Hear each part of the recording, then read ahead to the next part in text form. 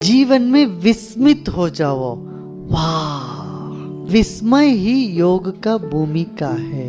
योग के मार्ग पे चलना हो तो सबसे पहले विस्मय आना चाहिए। संसार आश्चर्य से भर जाए, जीवन आश्चर्य से भर जाए, उस आश्चर्य से योग में गति मिलती है। इसलिए विस्मय से योग की भूमिका बनती है। पतंजलि महर्षि बताते हैं, पहला सूत्र अथ योगानुशासन। अथ माने अब, जब तुम जान जाओगे जीवन में विस्मय है, ये जगत विस्मय से भरा हुआ है, ये जानते ही योग की तरफ मन दौड़ने लगता है।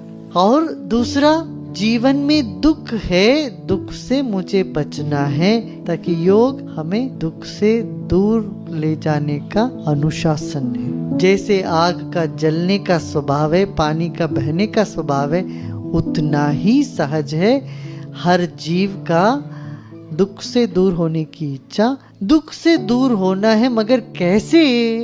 ये उपाय है योग। और उपाय हमेशा अनुशासन से होता है। स्वभाव शासन से होता है, उपाय अनुशासन होता है। प्रकृति का नियम है, जीवन में सुख दुख का आना शासन है। अनुशासन माने क्या? इसका उपाय, इसको परिवर्तन करने का उपाय। पानी बरसना मेघ का शासन है, मगर गीला ना होना ये हमारा अनुशासन है। छाता लेके बैठ जाना ये अनुशासन है। हेयम दुख मनागतम, जो दुख कभी आया नहीं है उसको पहले रोकना भी योग का काम है। तो जिज्ञासु होकर के योग के अनुशासन में जाएं, दुखी होकर के योग के अनुशासन में जाएं, दुख को जान करके योग के अनुशासन में जाएं, परमार्थ के जिज्ञासु से भी योग के अनुशासन में जाएं, अर्थानुसंधान से योग के जिज्ञासु में जाते। योग्य व्यक्ति वही है जो योग के द्वारा अपनी योग्यता को जगा।